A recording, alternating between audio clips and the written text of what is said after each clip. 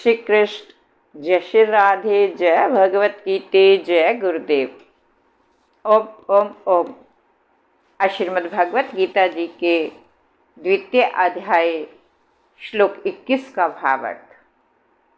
वेद अविनाशिनम नित्यम यह एनम अजम अव्यम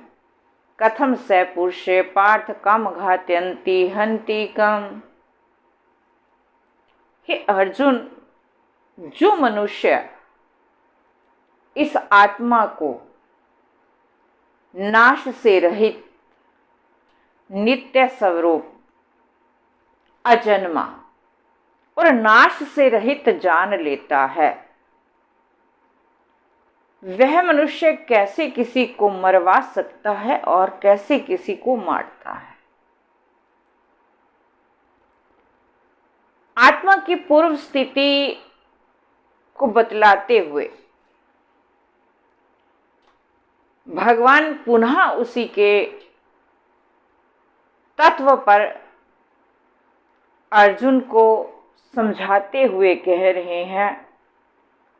कि आत्मा के विषय में जैसा कहा गया है कि ये आत्मा नाश से रहित, अजन्मा, अविनाशी अर्थात सब प्रकार के विकारों से रहित है। जो जीव इस गहनता को, जो जीव इसके आत्मा के विषय में इसको जानकर, देखो जानना एक अलग पक्ष है, जानकर उस तत्व को अनुभूत करना, उसको हृदयंगम करना, ये एक गहनता का विषय है। और जब तक मनुष्य जीव सुने हुए को हृदय अंगम नहीं करता, उसको व्यवहारिक पक्ष के अंदर नहीं लाता, उसकी अनुभूति नहीं करता,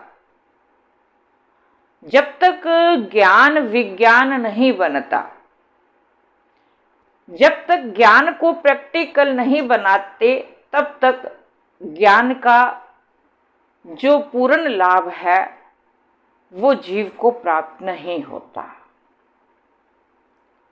और आत्मा के विषय में भी भगवान यही कह रहे हैं कि आत्मा का जो स्वरूप है, कि आत्मा सब विकारों से रहित है, जन्म से, नाश से समरूप है, नाश से रहित है, जन्म से रहित है। अनेक भगवान ने आत्मा के जो स्वरूप बतलाए,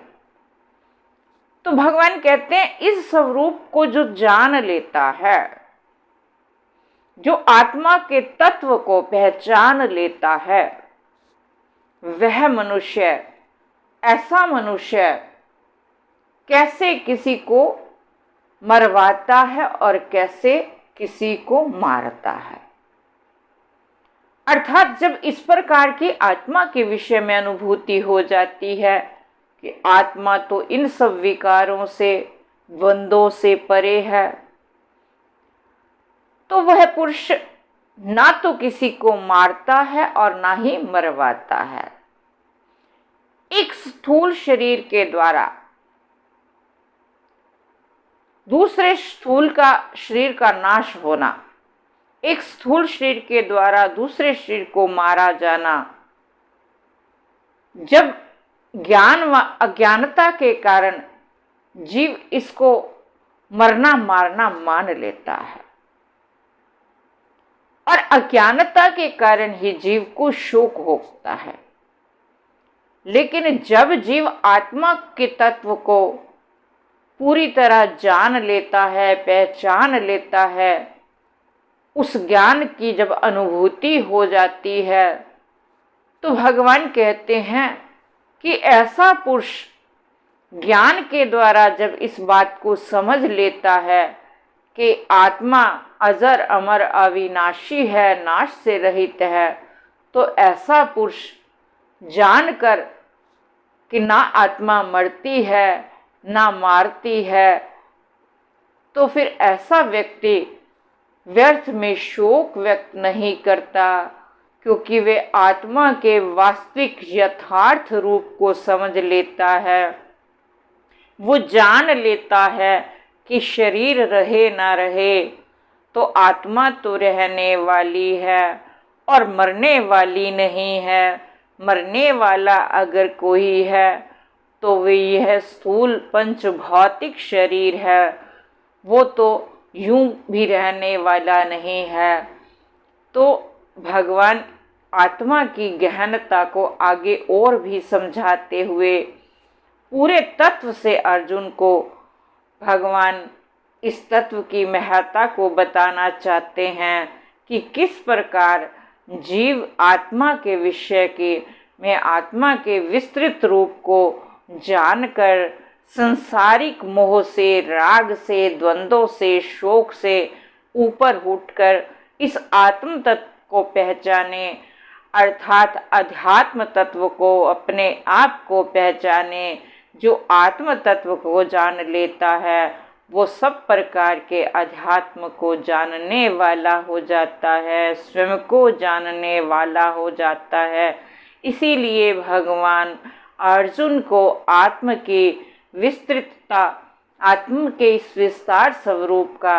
वर्णन आगे भी 2-4 श्लोकों में इसी प्रकार करेंगे। पूर्व श्लोकों को यथावत भगवान आत्मा के विषय में बताते हुए अर्जुन को कह रहे हैं कि ना कोई किसी को मारता है ना मरवाता है, आत्मा तो यूं की यूं बनी रहती है। जय श्री कृष्ण, जय श्री राधे, जय